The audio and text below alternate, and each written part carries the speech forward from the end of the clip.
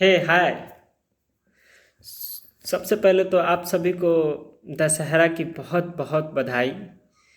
और अभी जैसा कि अभी सुबह सुबह अभी मैं सो के उठा हूँ और सुबह सुबह का समय है। और इस सुबह का सबसे पहला नमस्कार मेरा आप सभी को। और मैं काफ़ी अच्छे मूड में हूँ क्योंकि मौसम भी काफ़ी अच्छा है बाहर। और दशहरा के दिन मौसम अच्छा ही होता है, तो मैंने कुछ लिखा है ऐसे ही कुछ पिछले दौर को याद करके, क्योंकि मैं बहुत सही समय में पैदा हो गया था जब चिट्ठियाँ भी चला करती थी। तो मैंने उसी दौर को ऐसे ही अनुमान करके और कुछ मूवी के आधार पर और कुछ ऐसे देख ताक के जो उस समय मैंने देखा उस हिसाब से मैंने कुछ लिखा है। उम्मीद है आप सबको पसंद आएगी।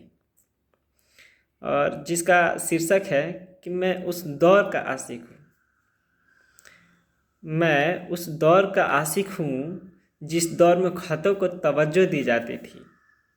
मतलब इस कविता में हम ये प्रयास किए हैं कि उस समय कैसे चिट्ठी लिखी जाती थी। आजकल के ना लोग प्यार करना भूल गए हैं, क्योंकि चिट्ठी लिखना बंद कर दिए हैं, खत लिखना बंद कर दिए हैं।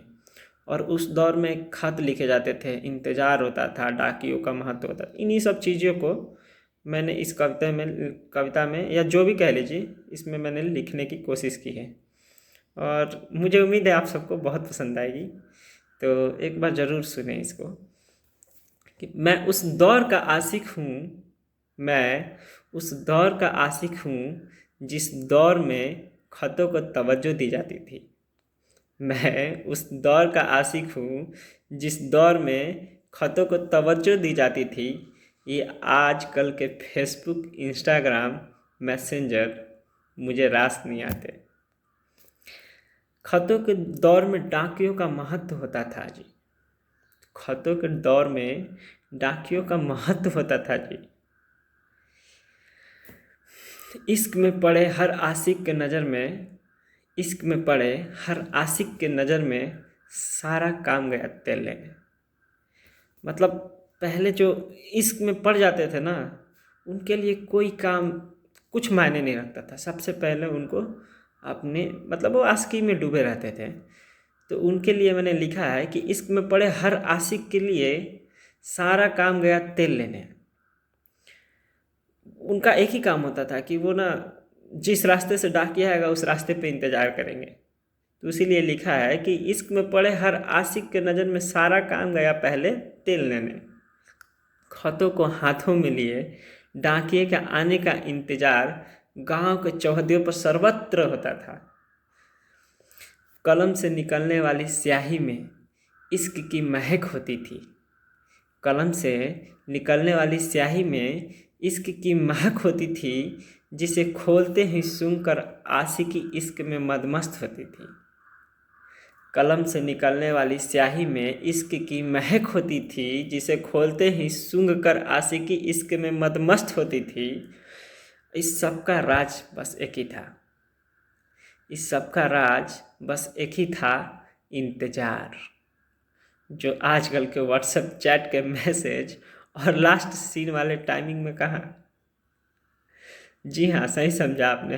मैं उसी दौर का आशिक हूँ जिस दौर में खतों को तवज्जो दी जाती थी। खतों में मोती जैसे अक्षरों में पिरोए शब्दों में इश्क होते थे। खतों में मोती जैसे पिरोए शब्दों में इश्क होते थे। अच्छे शब्दों के चुनाव का जद्दोजहद होता था। अच्छे शब्दों के चुनाव का जद्दोजहद होता था। वाक्यों के लिखने के तरीकों के रोज नए नए आविष्कार होते थे। वाक्यों के लिखने के तरीकों के रोज रोज नए आविष्कार होते थे।